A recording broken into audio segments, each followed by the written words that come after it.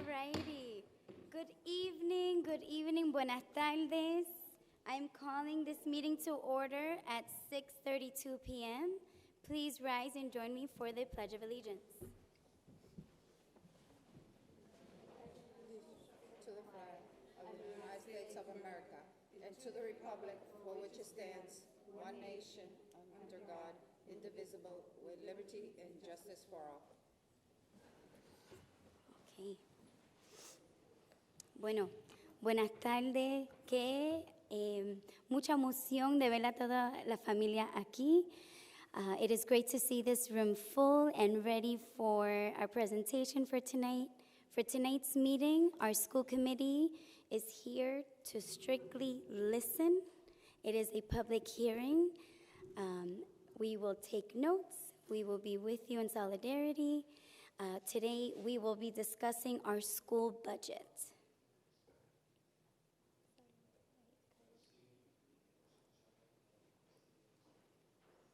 Mr. Schmidt, if I speak too fast, let me know. Awesome. Great. For our first topic, we are opening it up to public comment for school choice for the 2023-2024 school year. Is there anyone that would like to speak on this topic?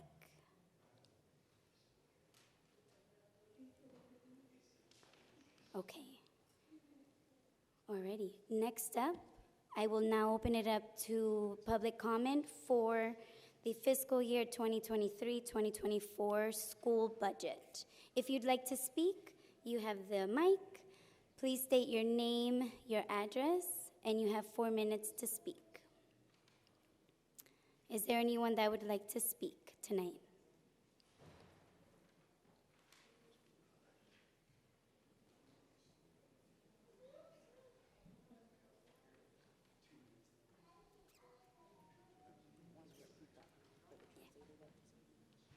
Hey everybody, my name's Catherine Anderson. I live at 15 Powder House Terrace in Somerville, Massachusetts. I'm a 7th grade English language arts special education teacher at the Brown, and I'm also the president of the Chelsea Teachers Union. I'm here to speak tonight about the proposed budget for 2024. I've been in the district since 2013. We have been through many years where we've had to make massive cuts to the budget, had to deal with significant budget deficits. Over the past several years, thanks to hard advocacy on behalf of the district and many community members, we've seen the Student Opportunity Act increase our budget an incredible amount. The budget that's been presented for next school year represents just how much hard work has gone into that process and also how much hard work has gone into incorporating community voice. In the past, we've had to fill this room with teachers in order to save specific positions, and this year instead, our voices are overall overwhelmingly incorporated into the budget. We see massive increases in our special education services, massive increases in our EL services, and we see really strong use of our ESSER funds to proactively fund some mental health supports for our students in terms of counselors and social workers.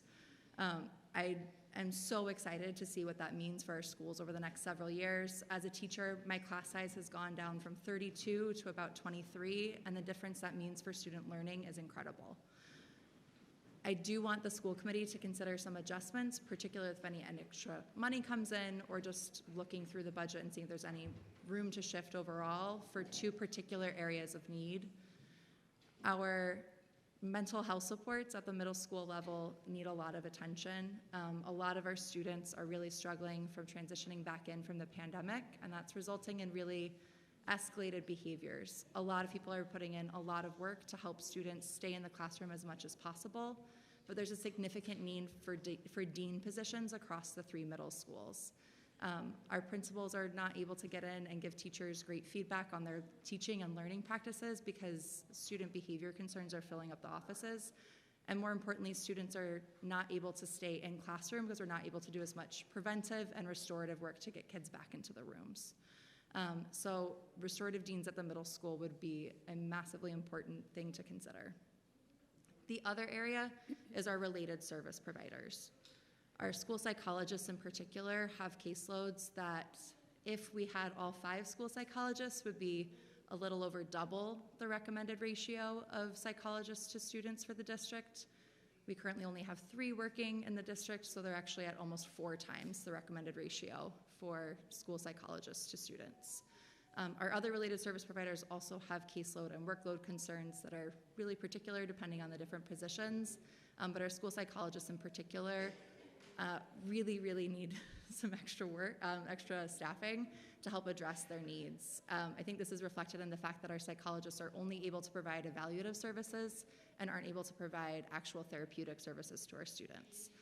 So again, those 2 areas, focusing on restorative deans and looking at our related service providers, particularly our school psychologists, would be really important. I appreciate the addition of a coordinator for related service providers in order to help with evaluations of teachers, but I think at this point it's more important to focus on getting access to student services than it is to be decreasing the evaluation course load for the coordinators.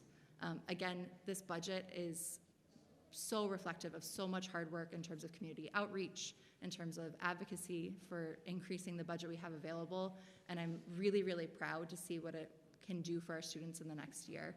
And I really appreciate the opportunity to speak in front of you today. Thank you.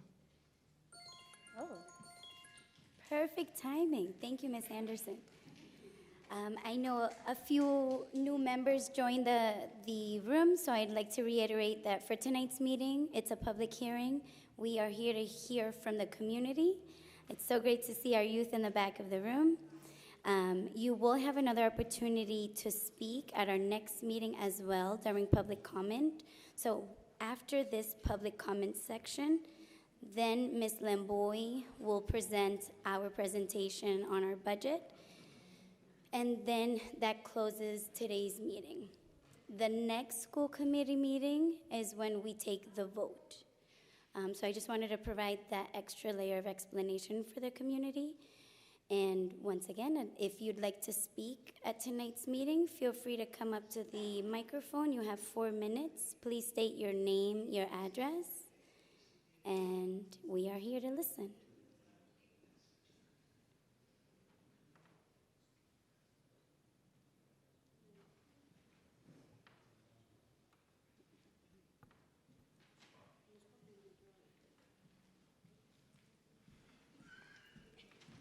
Good evening, school committee.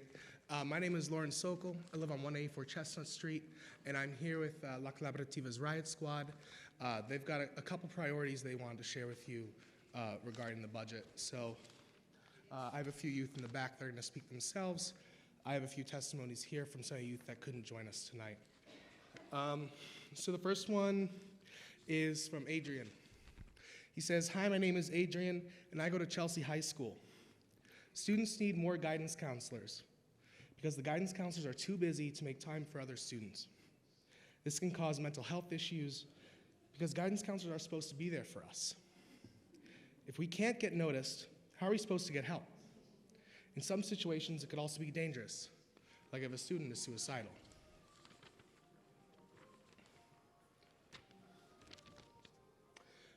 The next is from Allison Rivera. "Hello, my name is Allison Rivera, and I'm a student at Chelsea High School. I'm currently a freshman. I'm here today to ask for more guidance counselors in the middle school and the high school. I'm writing this to ask for 2 additional high school guidance counselors and 2 additional guidance counselors at the Williams School and 1 additional counselor at the Clark School. The reason why I'm asking for this is because many times students really need to meet with their school counselors, but they can't because they're already busy with another student and there isn't enough guidance counselors. On one occasion, middle school, I really needed to meet my guidance counselor due to personal reasons, but I couldn't because they already had appointments to meet with other students. Since I didn't meet with my counselor, I wasn't able to receive the right guidance I needed at the moment, and the situation got worse." I have a few others, but I'm going to save that for later. Where's Jose? Well,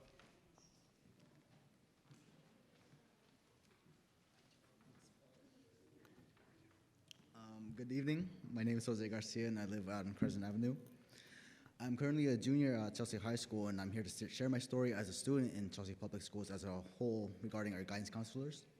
As a junior, I've gone to high school for almost 3 full school years, and something I've noticed that's important to me is that students do not have a good access to their guidance counselors. And while I understand that the current plan is to move the high school counselors from the ESSER fund to the general fund to secure their positions, Sorry, Jose, do you mind speaking directly to the mic? You can move it up so that we can hear you clearly. thank you. Perfect, thank you. I do believe this does not eliminate the need for more guidance counselors at Chelsea High School or the middle school for students. During my 3 years, my guidance counselor has not yet been able to reach out to me personally regarding my education plans or issues, and I have not been able to meet with them when I was scheduling a meeting weeks ahead because their schedule was so full. Chelsea High School is a school filled with students with urgent needs and problems that need addressing in the moment. How can these students get the help that they need in time before it gets worse when our counselors can't reach them in time? If you hire more guidance counselors, this won't be an issue anymore. Not only will this help current students at CHS regarding their future or correcting their educational course, but it will continue the level of support CPS students as a whole will be receiving starting in the elementary school with the inclusion of the 2 freshly hired counselors there. Furthermore, we need 2 counselors in the Williams and an additional hire in the Clark School. Our students deserve better, and we need to provide better. They need someone to be available to them at every level from start to finish, so their memory of CPS is one they'll want to share. The recommended ratio by American School Counselor Association is 250 students for every guidance counselor, and in the Williams, there's roughly 560 students for each guidance counselor. In the Clark, it's 350 to 1. With the addition of the guidance counselors I mentioned, the Williams ratio would move to 280 to 1, which isn't ideal, but it's far better than the prior ratio that I mentioned. For the Clark, it would become 233 to every guidance counselor. We deserve better, and we should do better. Thank you for your time. Thank you, Jose.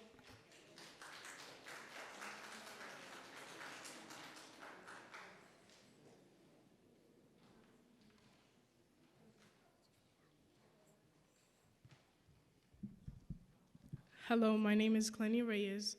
I'm an intern at the Collaborative. I'm concerned for the future of Chelsea students. There aren't enough social workers or counselors at each of our schools. You don't know what to do about it? Well, today, I'm here to share some ideas. We need at least 2 more guidance counselors at Chelsea High School. Youth have shared that their guidance counselors aren't accessible, given that currently CHS has student counselor ratio of 220 to 1. I want my siblings to not struggle with the same things I'm struggling with right now. The middle schools should be the first schools receiving more counselors, given that the fact that kids ages 10 to 14 are more affected with learning disabilities. Brown Middle School currently has 2 counselors and 600 students. I don't know how they do it. There's not enough time, there's not enough counselors, and there's a lot of students. Wright Academy has 0 counselors and 521 students. 2 additional counselors will bring the ratio to 280 to 1. Keep in mind that the ideal ratio would be 220 to 1. We are far from those numbers, but I'm glad that you guys are giving us a chance to speak out and share our ideas. Thank you. Thank you.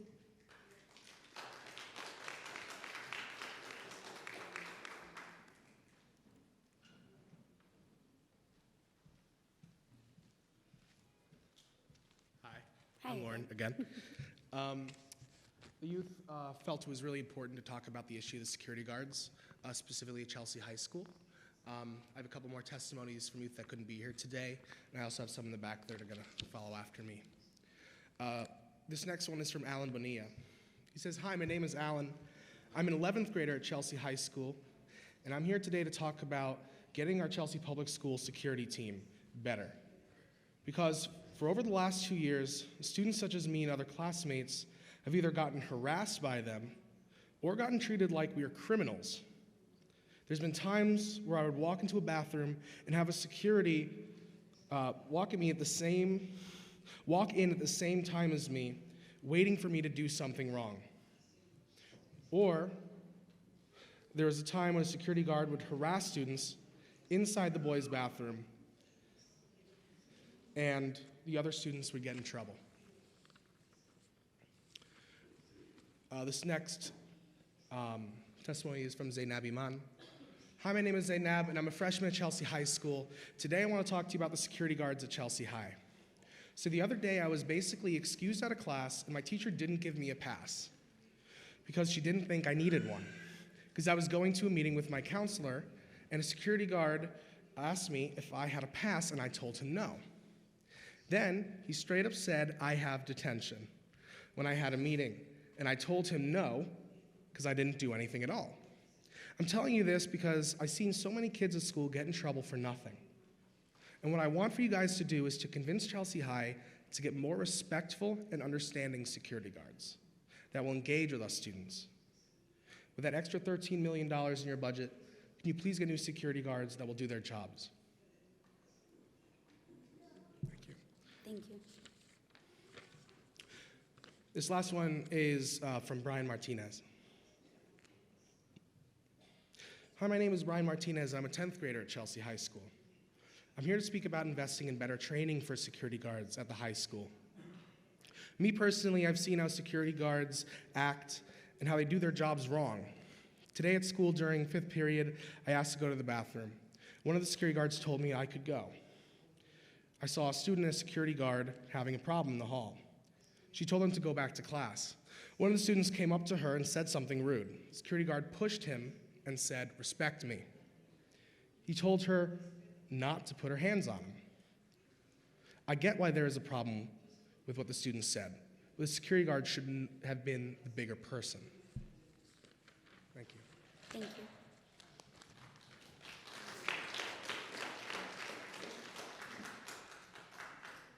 Any other members from the community?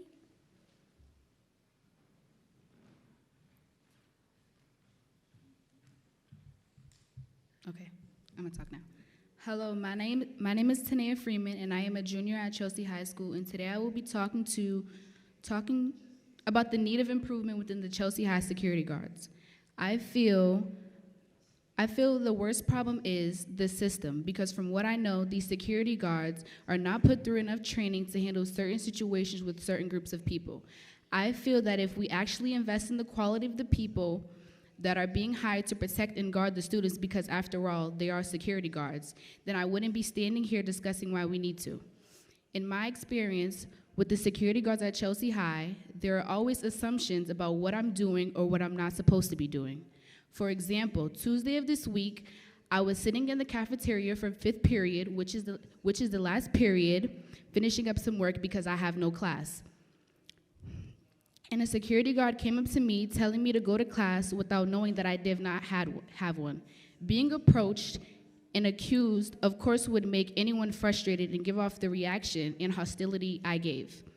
I have had several confrontations with security guards in which I've had to state to them that if they treated me with respect and decency and asked me actual questions about what it is that I'm doing, then I wouldn't have had to be defensive or assertive.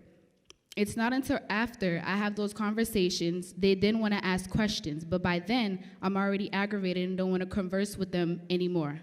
To prevent future situations similar to mine, research and funding with the $13 million that you guys have gotten extra this year should go into better training for security guards in the areas of trauma-informed care, de-escalation, and restorative practices. Thank you, and have a wonderful rest of your day.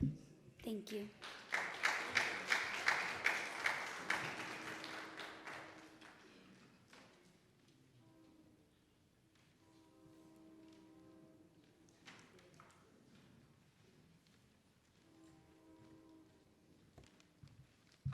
My name's Alondra. I'm a junior in Chelsea High School.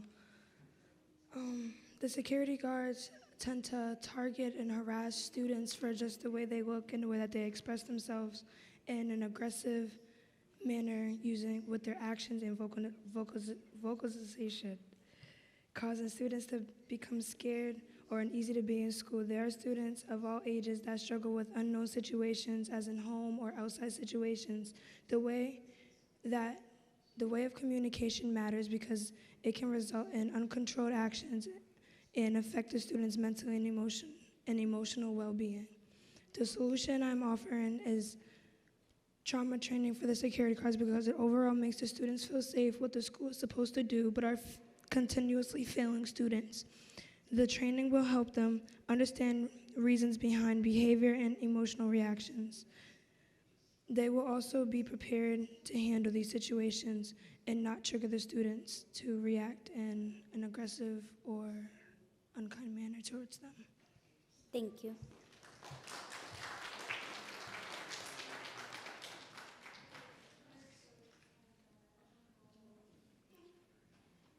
Anyone else?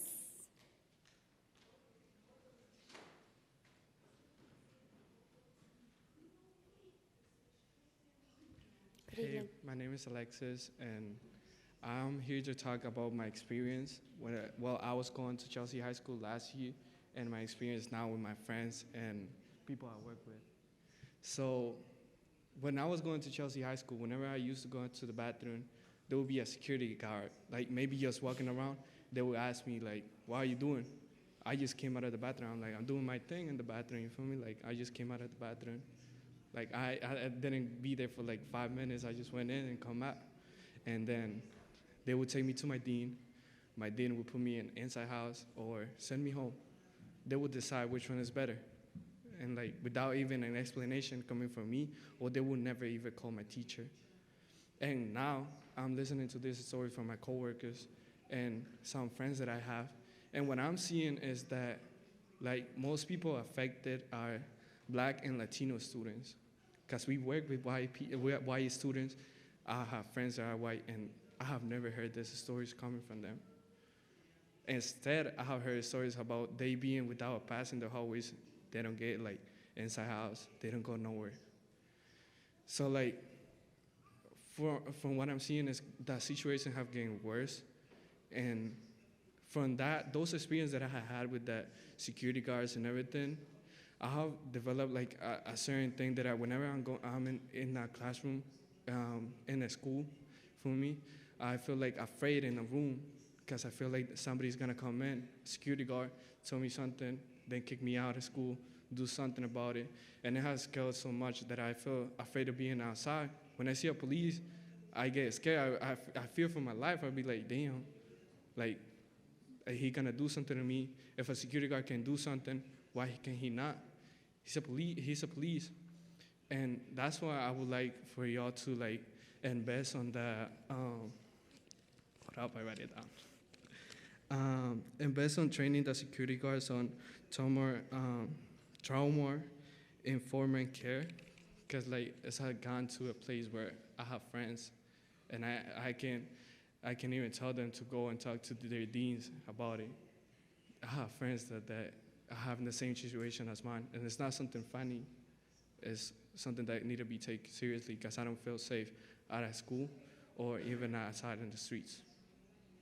That's all I gotta say. Thank you.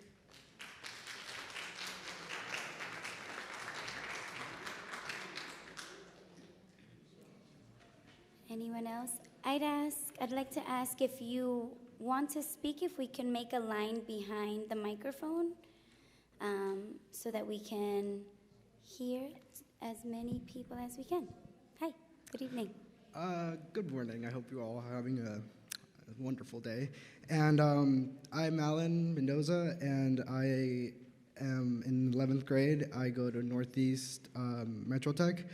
I am here to ask you to invest in more vocational educations for Chelsea Public Schools, or for Chelsea High, sorry. The only reason I went to Northeast is because they had their robotics program, which I really needed at the time because, to be honest, frank with you, I'm not very good with like school, but I loved robotics. I've always loved robotics, but in Chelsea, there's not a lot of programs for robotics or like vocational stuff for other people like auto tech or carpentry, which frankly, some people don't want to go to college because either they don't have the money for it, or they just would go to work and make a living.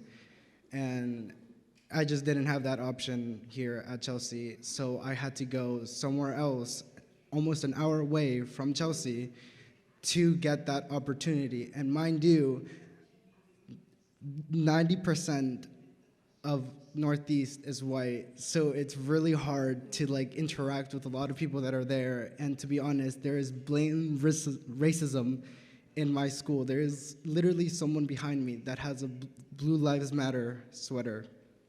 And it's just really uncomfortable, and I hate that I have to go somewhere else to get a proper education and have to diminish who I am as a person, as a Hispanic person, to these people that just like are blatantly racist to me and to my culture. And it's just really hard. And it's hard for me to leave my friends behind and go to a school where I've never been. I have barely any friends in this school.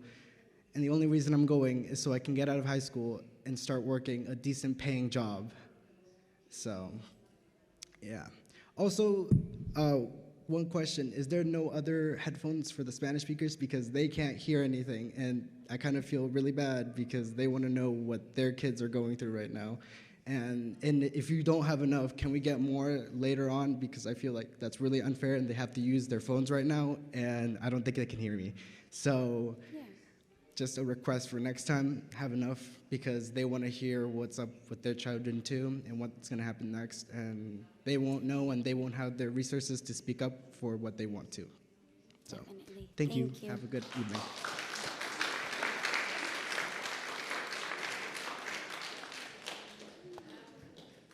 Good evening. My name is Vanessa, 318 Chestnut Street. Before I get started, I just really want to highlight the youth that have come today. I am inspired by their stories. It's the reason why we are here, and I hope that we are listening to everything that they say, because their word matters more than anything I can say or any other educator. Y'all are the best. As a district, I've been here, this is my 7th year, and I've seen us go from cuts to adding positions every year. And it's been amazing to be in a school district where we are focusing on the needs of our most vulnerable students, including students with special needs and our English language learners. As we continue to expand the resources that we are providing for our families and our students here, I'm also wanting to elevate that there is still work to do. We are currently in need of school psychologists, of social workers, and guidance counselors across the whole district. As you heard from the students at the high school, they are seeing a need that is currently not being met. I am here to recognize that we have done a lot of work as a district. This is something that we have worked together to get to, and I want us to continue to work together by hearing what are the actual needs that our students are asking for. I also understand that there are shifts in how we are moving towards the shifts that we are making as a district to prioritize equity and inclusion across our schools, understanding that that's an important job that we all have as educators. I believe that work needs to be done at the school level, and if we are adding additional coordinators that are at the district level, I believe that's a hard way for us to make sure that our families, our students, and community members are actually involved in that work. And so if we are adding additional resources for equity inclusion across the district, I really encourage that we think about it at a school level, maybe collaborating with our social workers, guidance counselors, or restorative positions that we could add. Thank you. Thank you.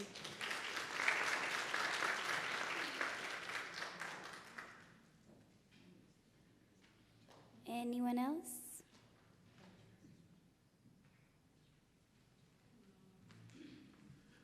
Good evening. I'm Obed Morales, principal of Chelsea High School. Muy buenas noches. Soy el director Obed Morales de la Chelsea High School. First and foremost, I too want to thank all the family members and the students that are here. Primero, yo también quiero darle las gracias a todas las familias que están aquí y a los estudiantes que están aquí. I need you to know, and everyone to know, that we are here for you. Quiero que ustedes todos sepan que todos nosotros estamos aquí para ustedes. I'm a person that's always student-centered. El focus de mi trabajo siempre son los estudiantes. I've been in many districts. This is my 4th school district. Yo he trabajado en 4 distritos escolares. I've worked in 3 different states as an administrator for high schools and elementary and K schools. He trabajado en 3 distritos, en 3 estados como administrador de escuela. I've never seen a district pour their heart and soul, not in a budget, but in a direction to support students, staff, and families the way we're doing it here in Chelsea. Yo nunca he visto un distrito verdaderamente con todo el corazón apoyando a las familias, al personal y a los estudiantes como este distrito lo está apoyando en este momento. We are living unprecedented times. Estamos viviendo unos tiempos bien dificultosos. Yet, we see the commitment that you have as a city and as a district. Con todas las dificultades que estamos viviendo, la ciudad de Chelsea, el departamento escolar y el comité escolar está apoyando el trabajo que están haciendo. The resources allocated in this budget are phenomenal. I'm not here to talk the specifics. I'll leave that to Ms. Lamboy to do that. No, los recursos que se le están dando a las escuelas a través de este presupuesto es increíble. Voy a dejar a la señora Lamboy para que le explique específicamente las cosas que están haciendo. Again, I want to say thank you to the students. De nuevo, quiero dar las gracias a los estudiantes. And I also want to thank the school committee and our city for all the support they're giving. Y también le quiero dar las gracias al comité escolar y a la ciudad por todo el apoyo que nos están dando. Thank you very much. Muchas gracias. Thank you.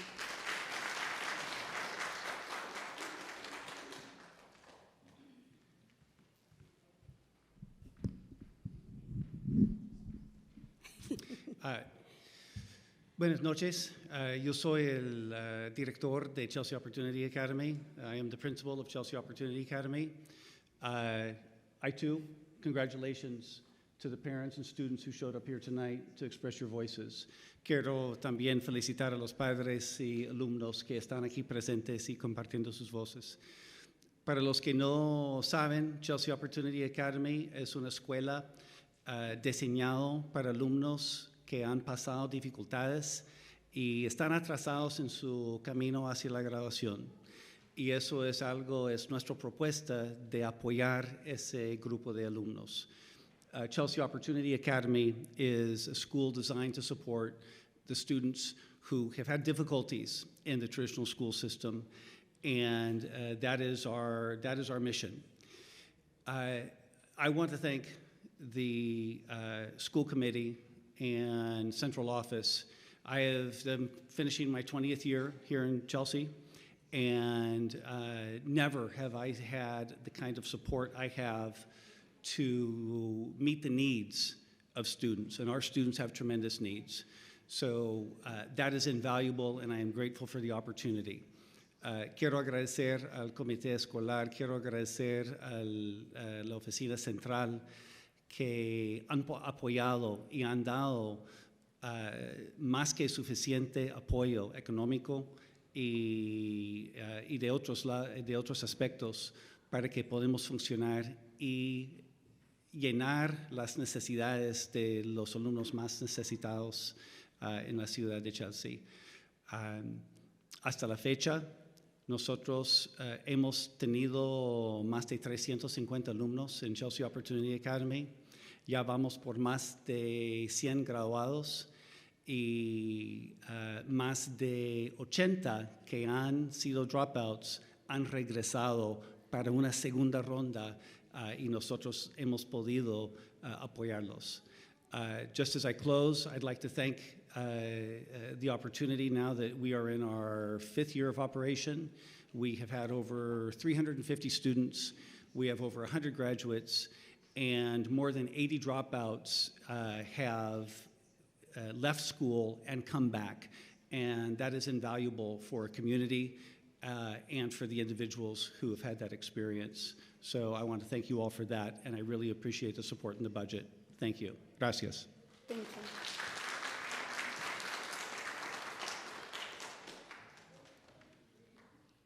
Alrighty. Last call for anyone that would like to speak, and then we will turn it to Ms. Lamboy to present our school budget. Going once. Oh. I have Go ahead, 4 Madam to Chair. read. Go ahead. School committee members, my name is Megan Silk, and I am a school counselor at the Clark Ave Middle School. This is my 7th school year at the Clark Ave and my 8th year with Chelsea Public Schools. I am writing today to express my gratitude for the addition of school counselors not only at the elementary level, but for the last year at the middle school level. When I first began at the Clark, I was the sole counselor for all 4 grade levels, making my ratio 1 to 600 students approximately. The recommended school counselor ratio from the American Schools Counselor Association is 1 to 250. Adding another school counselor last year brought my ratio down to 1 to 339. This is still over the recommended ratio, but it has certainly made a significant difference in my work with students.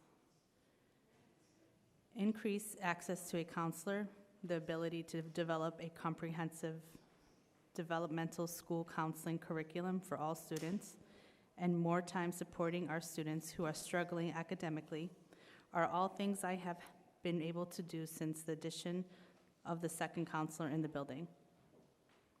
Adding the 2 counselors at the elementary level makes our impact grow even more.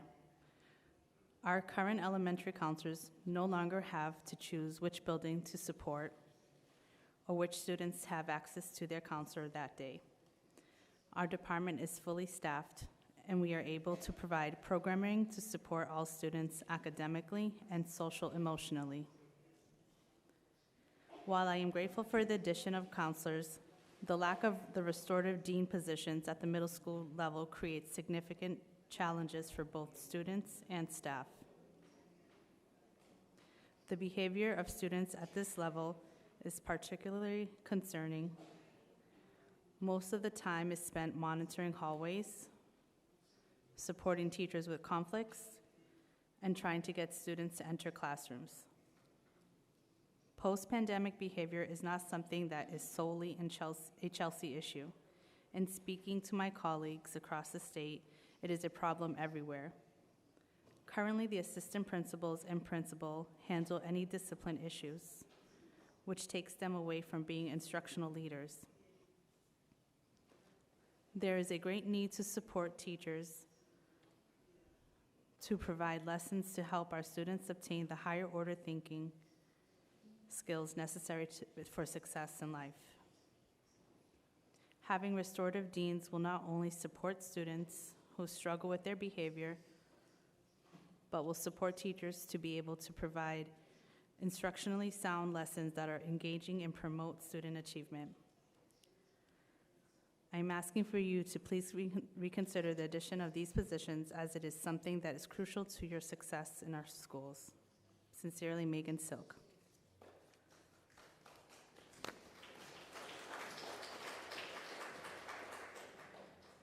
Next comment is from Michael Carney. I'm writing today as a history teacher at the Brown Middle School to humbly request the inclusion of the history coach position in the upcoming budget. This position is currently filled by Ali Ruane. She is a phenomenal resource who provides great PD while always being open to brainstorm solutions or discuss best practices. Furthermore, she helps create a great culture within our content team and promotes an asset-based approach to student and teacher growth.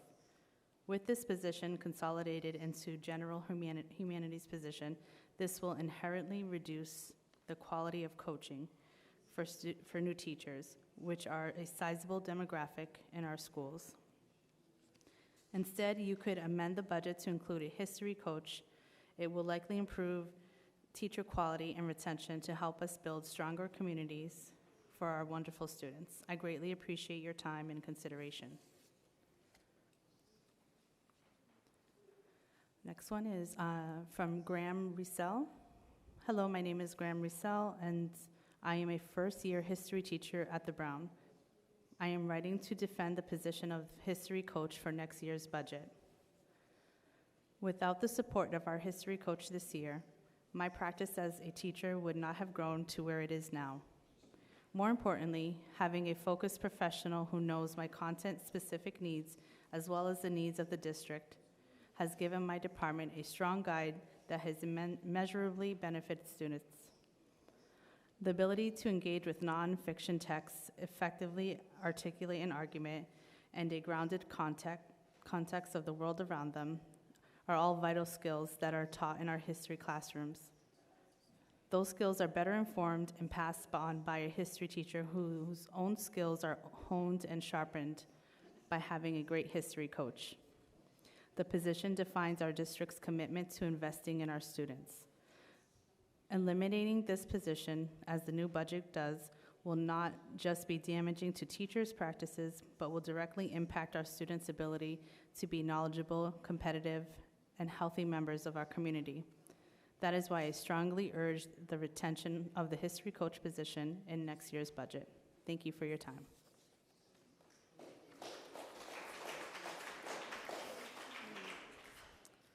Last comment is from Megan McCormick. My name is Megan McCormick. I live in Stoneham, and I am a CPS educator who has worked in Chelsea since 2016. To begin, I'd like to acknowledge the huge benefit of adding 4 new special educators to our staff at the Brown. With the addition of these 4 specialists, I am excited for our students with disabilities to get more of the support that they deserve. This is a huge win. While there are many exciting additions in this year's budget, I was disappointed to see that we are choosing to eliminate the history coaching position. For years, we advocated for the addition of a coach to each discipline, and after just 1 year, I don't believe we should be cutting this position, which can be so beneficial to our students and teachers. At the middle school level, we are so fortunate to have Ali Ruane working with our history department and Destiny Jones with our science department. Over the course of this year, I have heard teachers who are grateful for the impact of content-specific coaches on their pedagogy. I've also seen students improve their disciplinary literacy skills as they begin to read and write like historians and scientists. Their ability to analyze nonfiction texts has improved, and as a literacy teacher, I am so excited we've had Ali and our history department challenging our students to become more critical readers and thinkers in their history classes. Our history teachers deserve a coach dedicated to helping them improve their pedagogical pedagogy practice, and our students deserve the instruction that results from this important work. Thank you.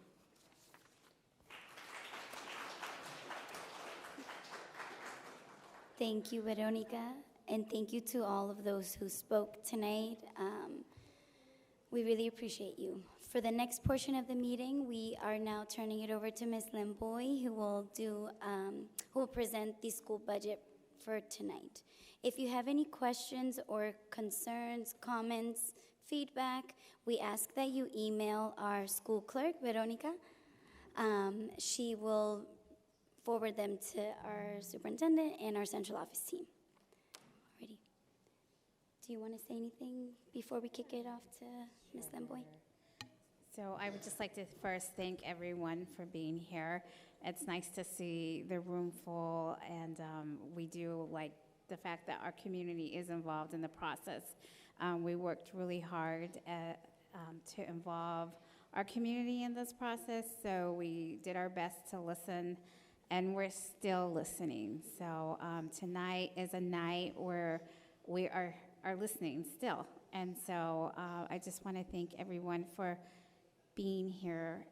We really appreciate it. So I'm going to go ahead and turn it over to Ms. Lamboy, and we'll go through what our budget is. It's strengthen and support, and we are so excited for the opportunity to continue to strengthen the work that we are doing and to provide more resources to the schools, because at the end of the day, it's about classroom instruction and our students. And we want to ensure that every student has rigorous instruction every single day in every classroom. And our goal is to ensure that we have the best schools for our students. So I'm very excited to present this budget. It is a solid budget, and it does represent what we believe to be meeting the needs of our special populations. And so I'm going to go ahead and turn it over to Ms. Lamboy. Thank you. Good evening. My name is Monica Lamboy. I'm the Executive Director of Administration for Chelsea Public Schools.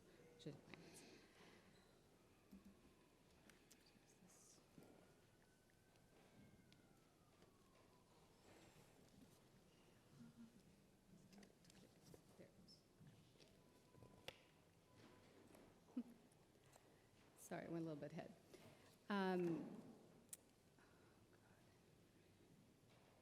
There we go. Just the agenda for the evening. What we're going to speak about initially is how public funding for education is calculated in Massachusetts.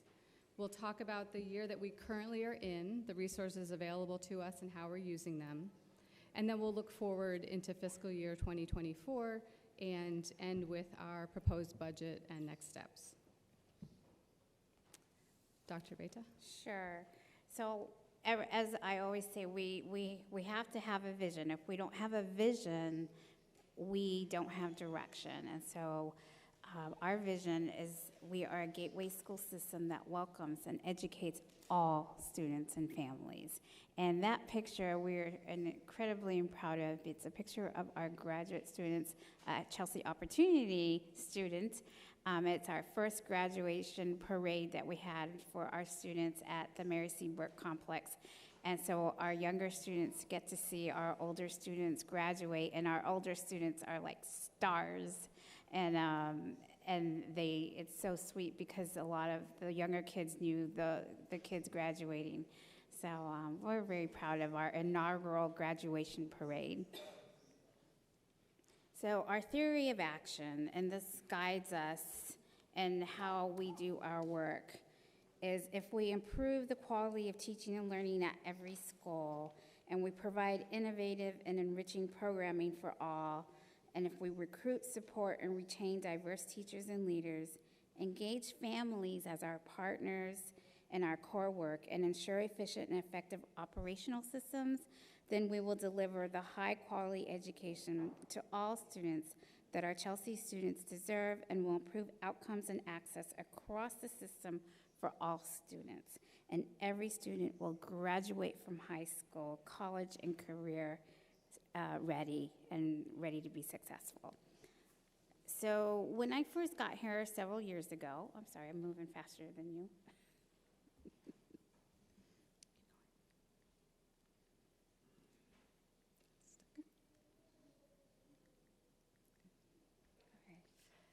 It's a little difficult today. There we go. So when I first got here several years ago, I did a lot of listening. It was right before the pandemic. And we had focus groups. We talked to our community, we talked to staff, we talked to students, and we listened. And part of that listening was so that we could gather information about what our priorities would be. And so then we gathered a lot of information, and what popped for us were these 5 priorities that you see right here that make up our strategic plan. And so the first priority is, I have to put my glasses on. Let's see that. Is a rigorous and culturally relevant instruction for all students. And then we heard that our families and community wanted more enriching and engaging opportunities for students after school, before school, and that was one pillar. And we also heard that we need to recruit, support, and retain our educators, and so that's been critical. And then ensure effective and efficient and effective operational systems. And then we also heard that we need to engage our families in more authentic ways. And so we've been really working hard to focus on these 5 areas. So this is the strategic plan, and this is what guides us as we make decisions for the budget. And so between listening to everybody, we had several community conversations, and our strategic plan, that's the roadmap that helps us make the decisions that we need to make. So if our next slide talks about our budget development process. Each principal listened to staff at their school.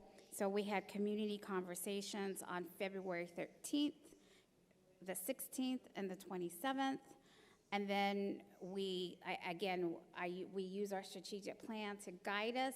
And then we listen to schools and department requests. So we are extremely busy in the month of February as we do a lot of listening.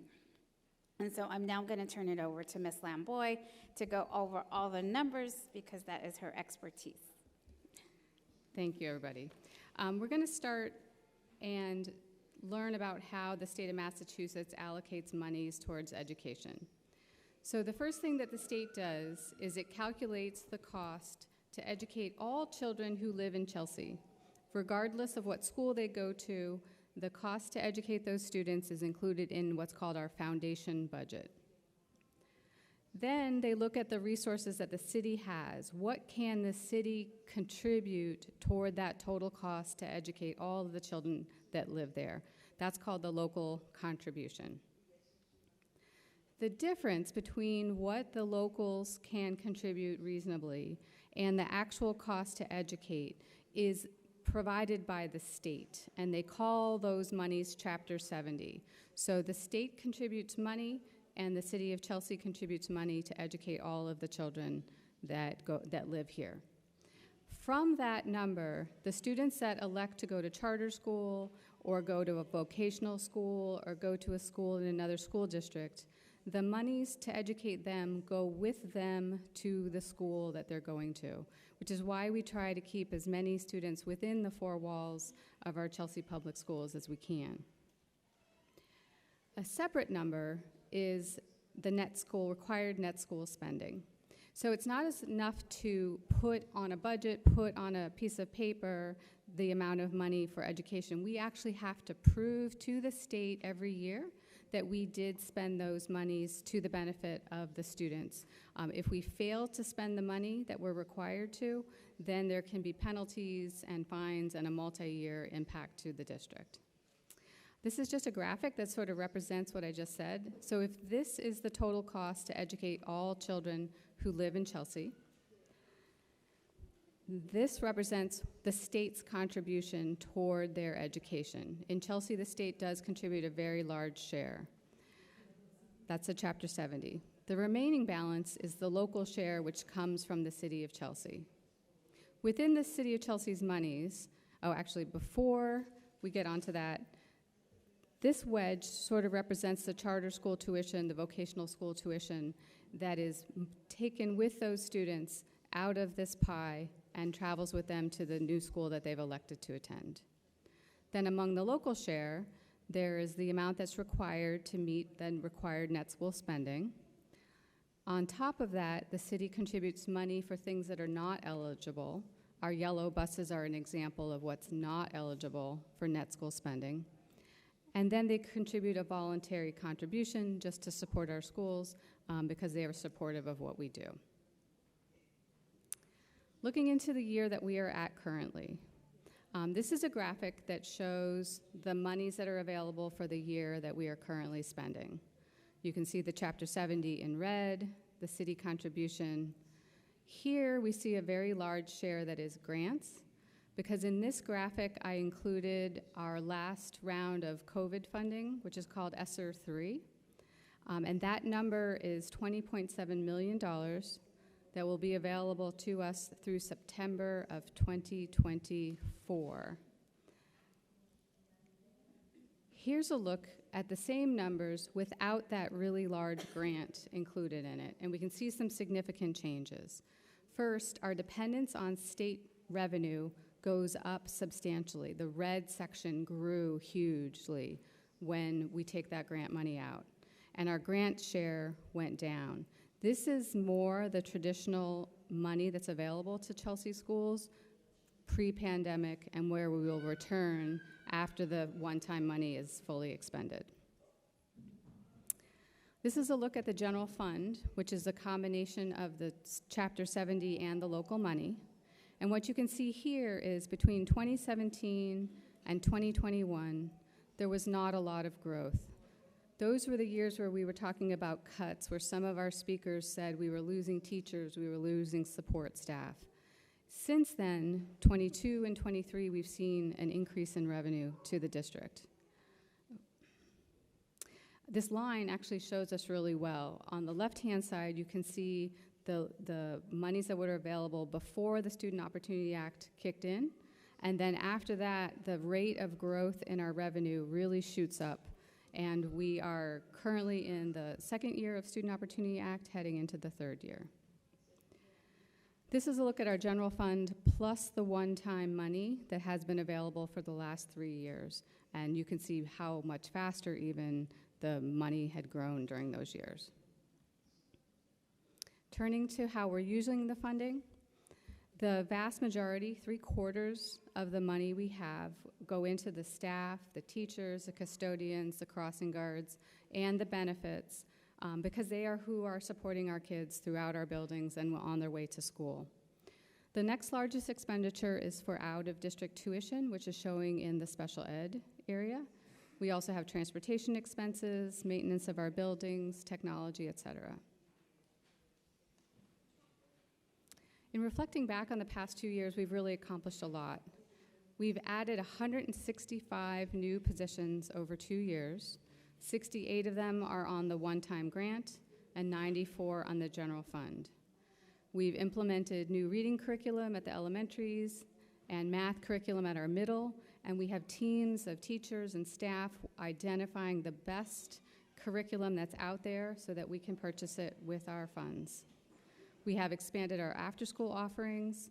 We had a robust summer school this year, and we've been really investing in our buildings, including the new cafeteria at the Williams Middle School, the playground, and many other places.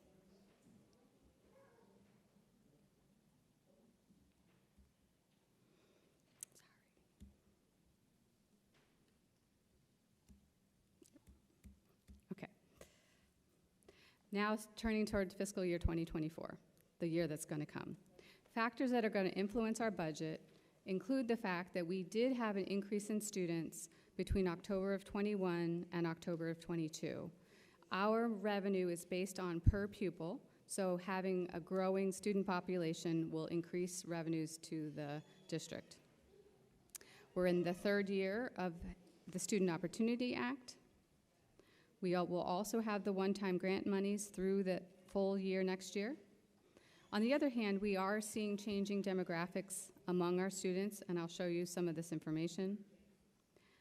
We always have to cover the costs of the step increases, the cost of living increases, health insurance for our staff, transportation expenses, utilities, insurance, fixed costs. I think we all know at our home budget that many items are going up year over year in our spending.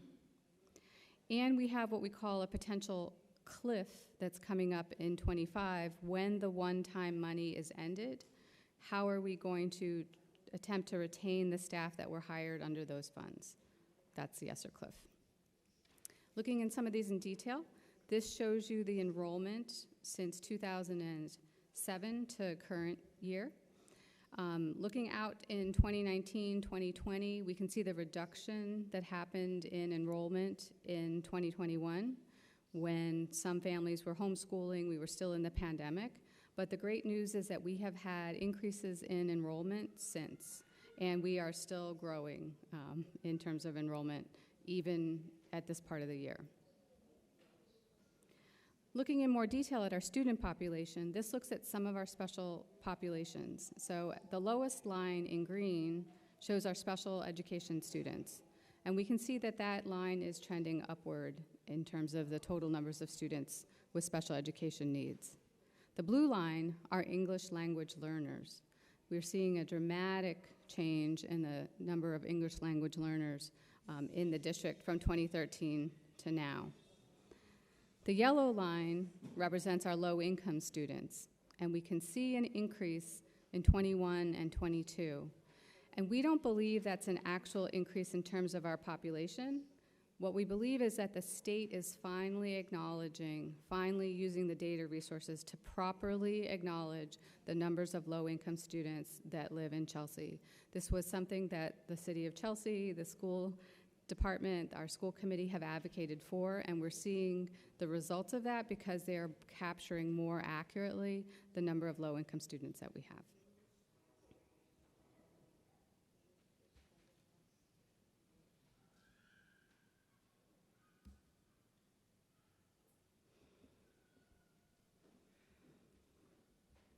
Okay. This table breaks it down a little bit more closely in terms of our lower grades, middle, and high school age students and shows you the trend. Off on the right is the projection of enrollment for 2024, which we are moving into. We are projecting 6,099 students in district overall, but the reality is our current enrollment as of yesterday was 6,280 students in district in Chelsea Public Schools. Some of the highlights of enrollment trends are we have the largest high school enrollment since 2003, which is the data that's readily available. If we recall, 1996 was when the high school opened. It was designed for 1,000 students. The Blue Tower opened in 2002. So the fact that we have so many students since then is really very dramatic, and I know the students can perceive it. Our first to fourth grades are larger than they were in 2022, but smaller than pre-pandemic enrollment. We had the smallest middle school enrollment since 2017, but still larger than where we thought we would be when we were doing the budget last year. We also have a very large group of students that are currently in 9th grade, and they are followed by a large group that are currently in 8th grade that will be moving into the high school. So we will continue to see increases in the high school enrollment, we anticipate.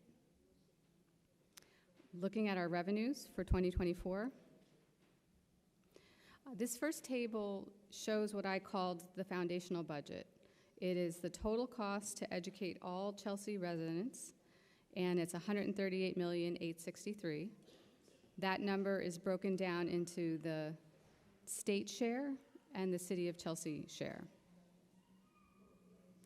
To this table, we now add the revenue that comes in for charter schools and the amount of tuition that is going to charter schools for Chelsea students that elect to attend charters. So those monies, as I mentioned, go to the schools with the students. To this is added the city's contribution, the voluntary contribution, and the not eligible. And overall, in the year that we're going into, we're going to have just under $14 million of increased revenue, which is a dramatic number, larger than any of the 2 years before. Looking at our grants, the one-time funds that are available till September 2024, we're using them for positions, including the Chelsea Virtual Learning Academy. We are purchasing high-quality instructional materials in all content areas.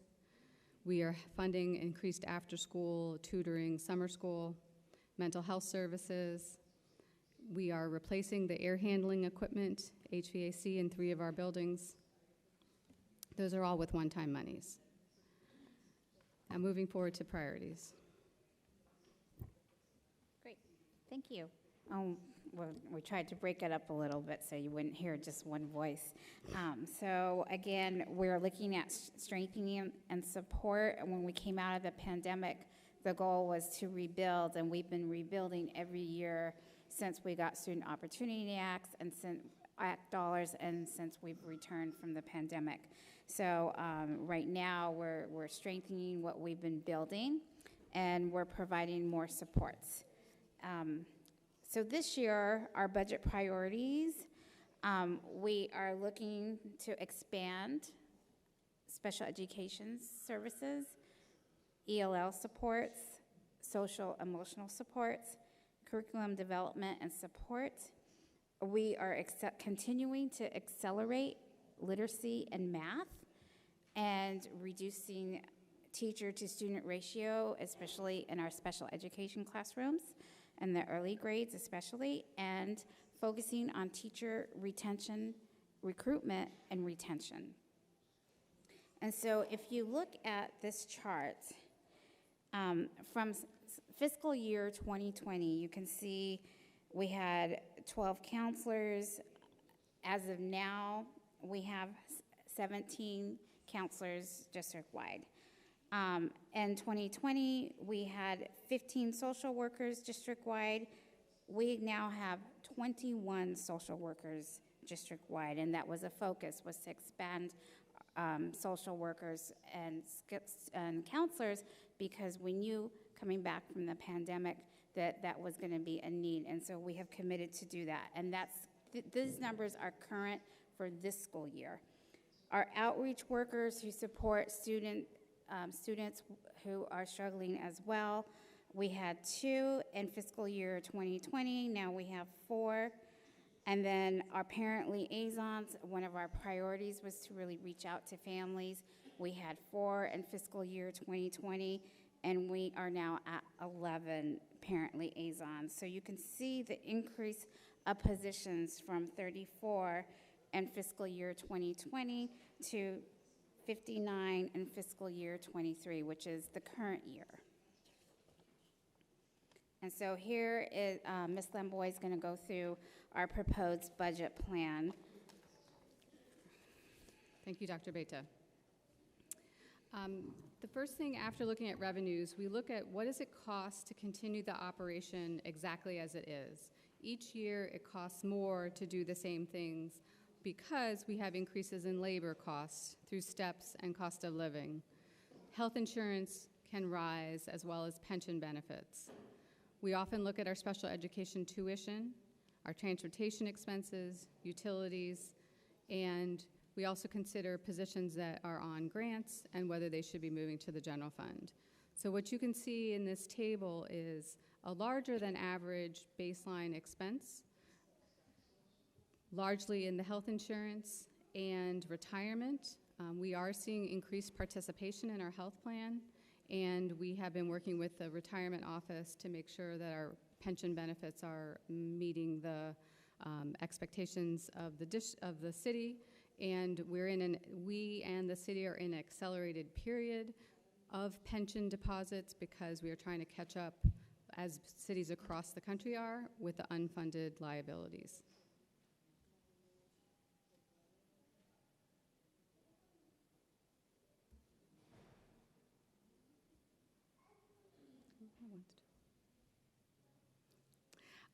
Now looking ahead at what we are hoping to accomplish in different schools and departments.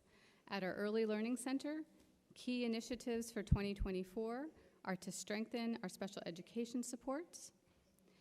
There, we will be opening a new classroom for social communication, so we have a teacher and 3 paraprofessionals. Another classroom, which starts mid-year for our smaller children, will actually be opening at the beginning of the year. That's a half a teacher and another 2 halves of a paraprofessionals. We're also adding a coach for special ed inclusion to help our kids be educated in the least restrictive environment and hopefully to eventually move them out of a sub-separate environment.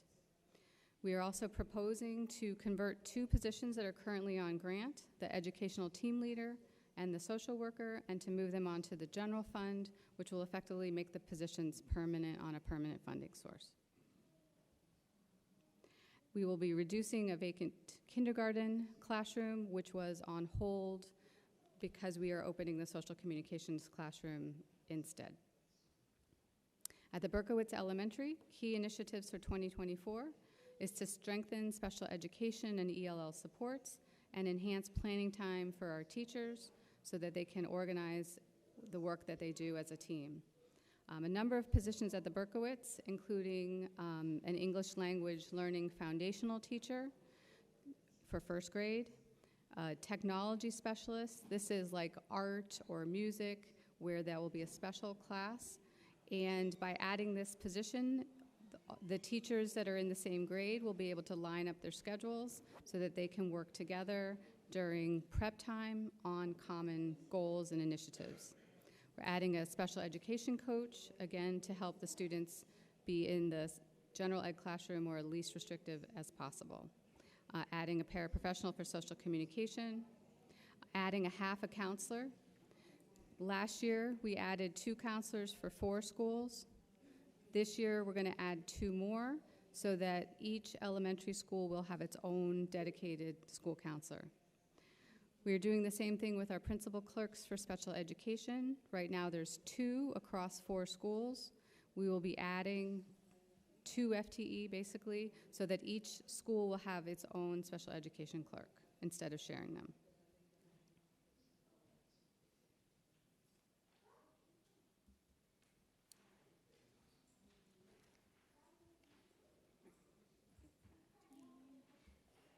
At our Hooks Elementary School, we will be strengthening special education and ELL supports, enhancing planning time. Also have the ELL foundational teacher, the teaching specialist, the half counselor, half special education clerk, and recommending transfer one paraprofessional for special education off of the grant onto the general fund. At Kelly Elementary, we have the same goals as the other elementary schools. There, we'll be adding the same group of positions, including the foundational teacher, the technology specialist, the counselor, and the principal clerk. At the Sokolowski Elementary, same goals. We will be adding the ELL foundational and an additional ELL transitional teacher because of the enrollment numbers and the student needs identified in that specific school. We'll be adding the technology specialist, the counselor, the principal clerk, and an additional paraprofessional for special education classroom.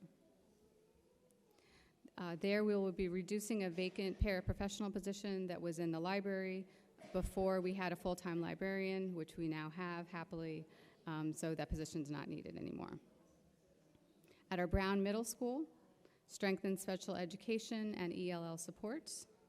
We're recommending 4 special education inclusion teachers at the Brown based on the enrollment at the Brown and those students' unique needs. We are recommending a teacher for English language learners. The acronym is SLIFE. This is students who had interrupted educational experiences in their country of origin. Perhaps they were not able to attend school at different grades, and they have different needs than other English language learners. And 1 paraprofessional for inclusion. We're recommending that 1 counselor be converted from the grant onto the general fund. At Clark Avenue Middle School, strengthen special education and ELL supports. At Clark Avenue Middle School, we will be opening a new social communication classroom for students with autism. That includes 1 teacher and 2 paraprofessionals for that new classroom. In addition, we are recommending 2 ELL teachers for the Clark.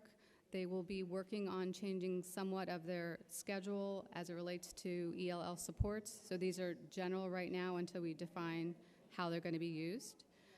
Also recommending adding the teacher for students who have interrupted education and a principal clerk in the principal's office to help the principal's office, but also to support the special education office, because right now there's only 2 people, and when there's breaks and lunch, they have to cover for each other.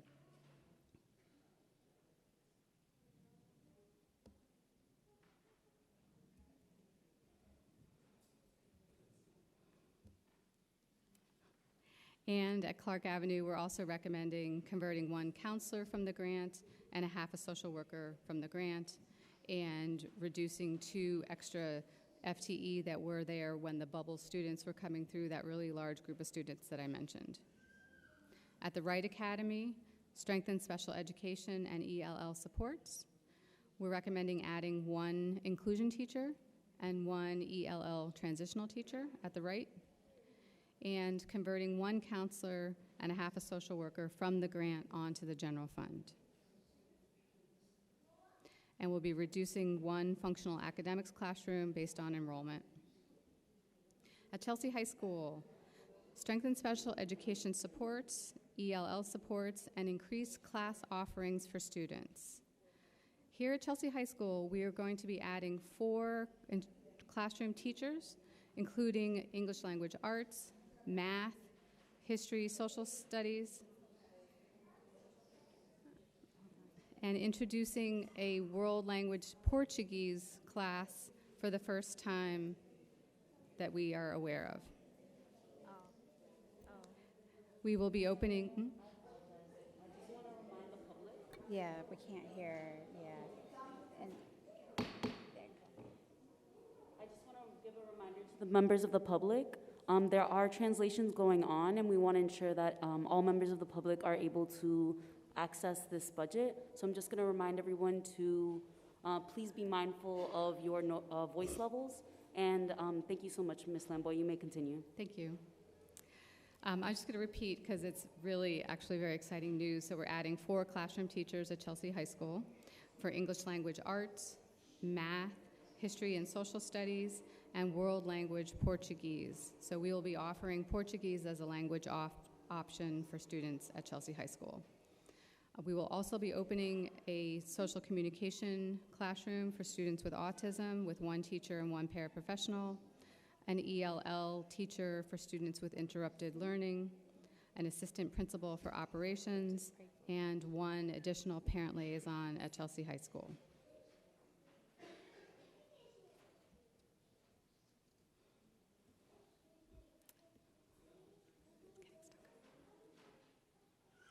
And moving from the grant to the general fund, 1 social worker, 1 teacher for social communications, and 2 special education paraprofessionals.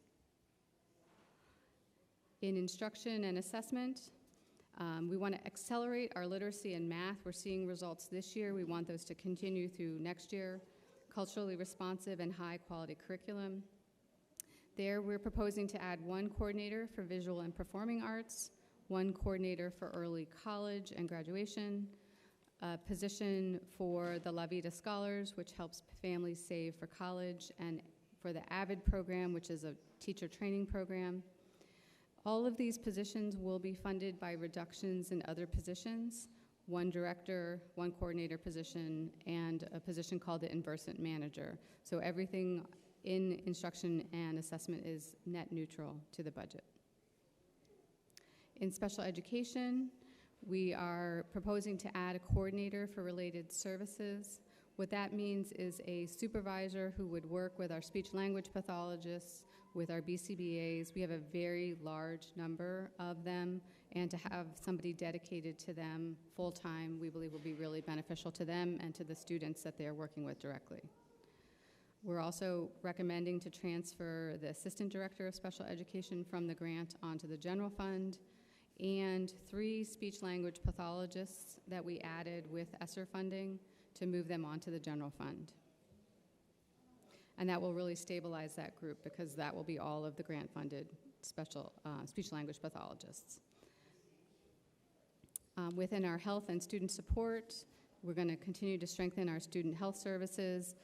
We have 1 nurse case manager who works with medically fragile students. We are proposing to move her from a grant funded by the state health department onto the general fund, and to transfer 3 nurses' aides off of the ESSER grant onto the general fund. In other instructional programs, expanding after school and summer school, we will be expanding our 4 Kids Only program at the elementary school, continuing to work to add more students to get enrolled, and we were going to add funding for student workers. These are high school students who can get jobs within Chelsea Public Schools buildings, so we'll be adding that on the general fund. And then using the ESSER 3, we are going to be launching a grade 5-6 4 Kids Only program this summer that will continue through the fall and next year. And that will offer support to families until I think 5:30 or 6 o'clock. And targeted tutoring in support of most struggling students. That program is launching momentarily for 30 students at each middle school and 30 students at the high school to get direct one-on-one tutoring. That's funded by the grant. Key initiatives district-wide, teacher recruitment and retention, and operations. We're proposing to add 2 HR specialists, 1 for our teacher para pipeline, so that we can help bring in our parents to become paraprofessionals, our paraprofessionals to become teachers, our teachers to become administrators, so that we are moving people through and they have a clear career line with us. And we're proposing a new teacher developer to work with our new hire teachers. Retention has been a huge priority for ourselves, for our teachers union, for our principals. We believe this position will really help work directly with them. We're proposing a coordinator for equity and excellence to work with our officer of equity, excellence, and inclusion, and converting the PIC director, who is currently on cable funds, onto the general fund, and adding 1 building maintenance man at the Early Learning Center, where there's lots of little children to clean up after. So that's our district-wide.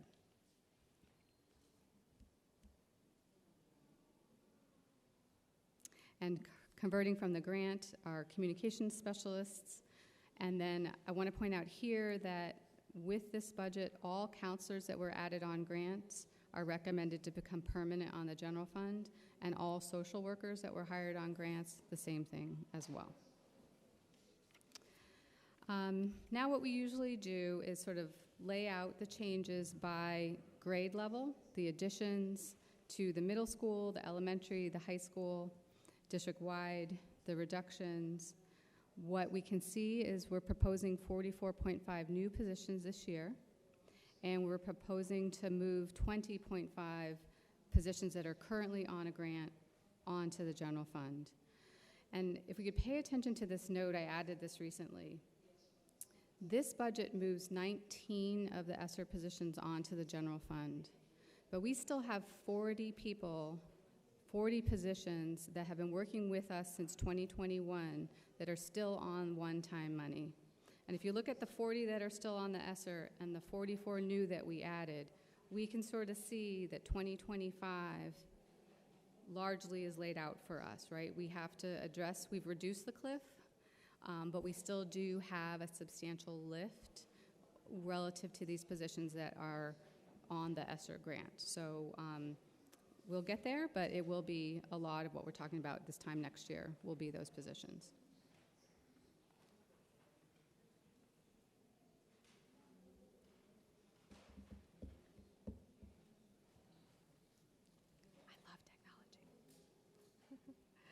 Okay, by position type, this line instructional are staff who work directly with students, teachers, and teachers basically. So 25.5 new teachers, student support that we're proposing to add, paraprofessionals, administrative staff, and other. Dr. Beta asked me to look back a couple years to where did we invest our money over these years of growth.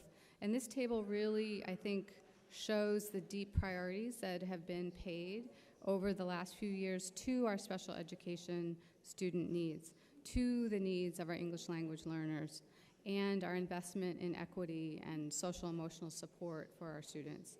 So over the 192 new positions that have been added, this is how they've been allocated across different subject areas. In summary, we believe this budget addresses all of the goals that Dr. Abeyta laid out: special education, ELL, curriculum, social emotional, accelerating literacy and math, reducing teacher-student ratio, and supporting teacher recruitment and retention. So thank you for listening. Thank you. Thank you so much, Ms. Lamboy. I appreciate all the work that you've done to prepare this presentation. Dr. Abeyta, would you have any last remarks before I close? I do not. All right, our chair, Chairwoman Kelly, had to leave early this evening, so I just want to give my gratitude to the many community members that have come here today to share their feedback, their experiences within our schools. Thank you to all of our educators that continue to show up for our students, and thank you for Central Office for preparing this presentation today. With that said, do I have a motion to adjourn this meeting? Do I have a second? Second. Meeting adjourned. Thank you so much.